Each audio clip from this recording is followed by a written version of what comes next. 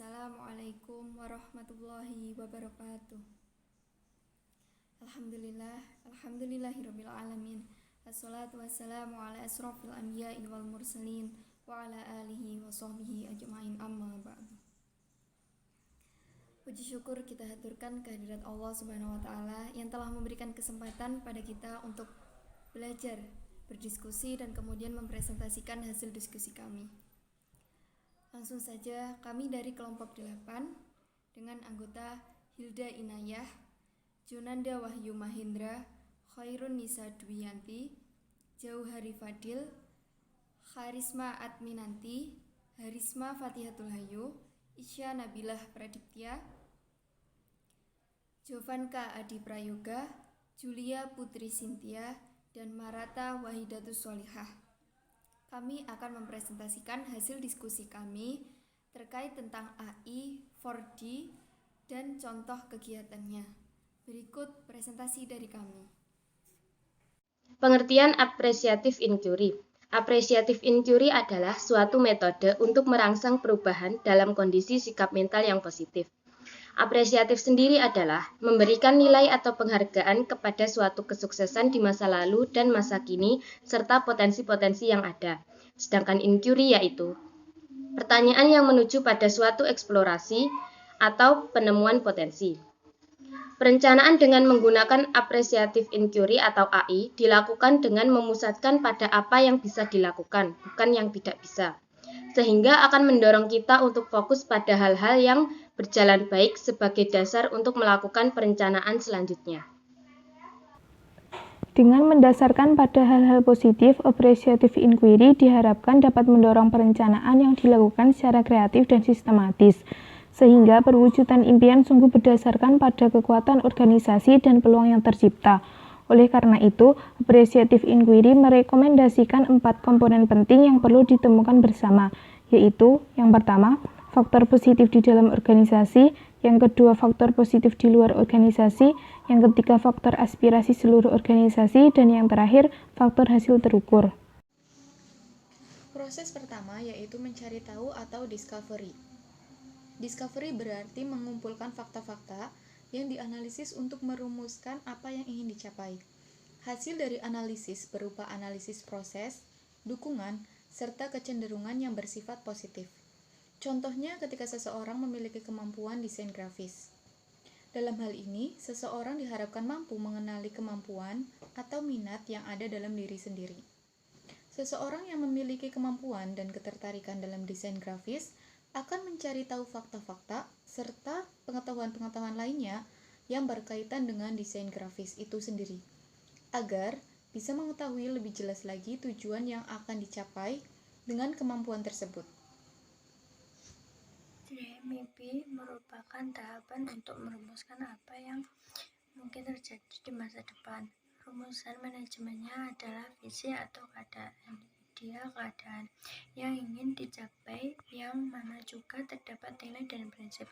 Strateginya adalah implementasi dari misi ke arah yang lebih detail dan operasional. Ada juga nilai dan prinsip. Nilai itu adalah sesuatu yang akan dicapai, sedangkan prinsip itu merupakan pembatasannya. Desain adalah pembuatan program yang berisi tujuan jangka panjang, jangka pendek, outcome, milestone, atau indikator, dan output dengan tetap mempertimbangkan asumsi dan resiko.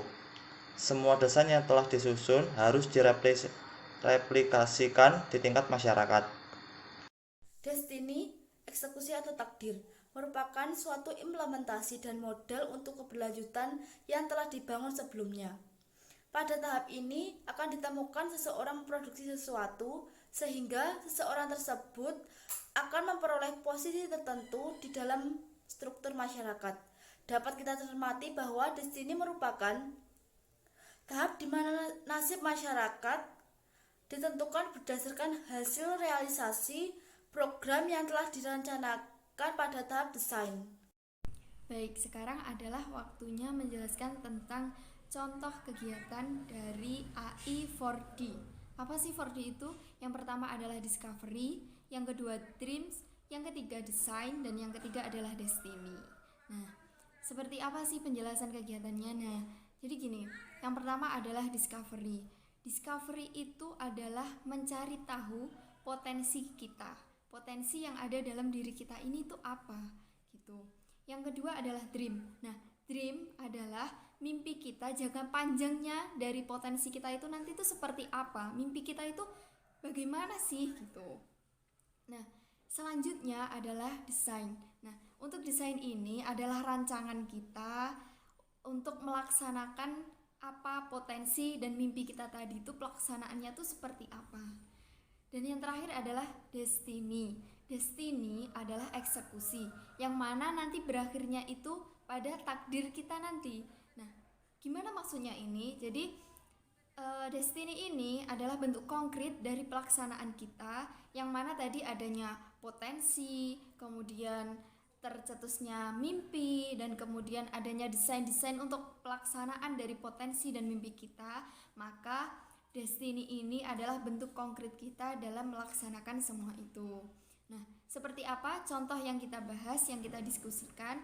Nah, berikut akan saya jelaskan ya.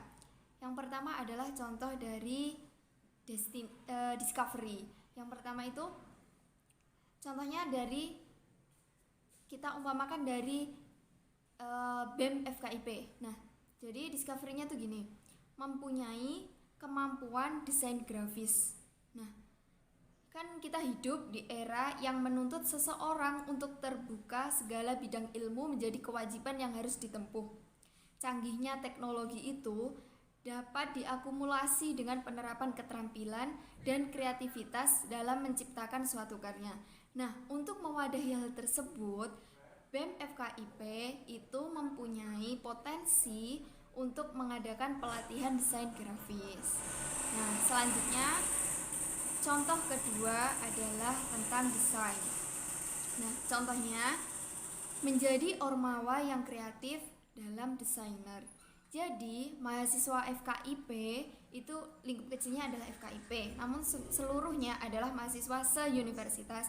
Itu dapat meningkatkan keterampilannya dalam dunia desain sehingga suatu saat dapat membuka peluang kerja dan jasa untuk memberikan suatu kontribusi di organisasi yang mahasiswa tersebut ikuti. Dan contoh ketiga itu dari desain. Nah, desainnya di sini menjaring mahasiswa untuk bergabung dan melakukan pelatihan desainer kepada mahasiswa lain untuk membantu publikasi kampus. Jadi dalam hal ini pelatihan ada beberapa metode yang dapat dilaksanakan atau yang dapat dipelajari.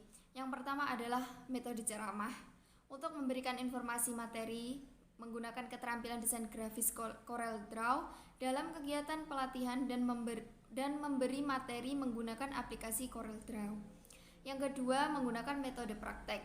Untuk peserta pelatihan, ini mendapatkan pengalaman langsung dalam tata cara penggunaan aplikasi CorelDRAW tersebut.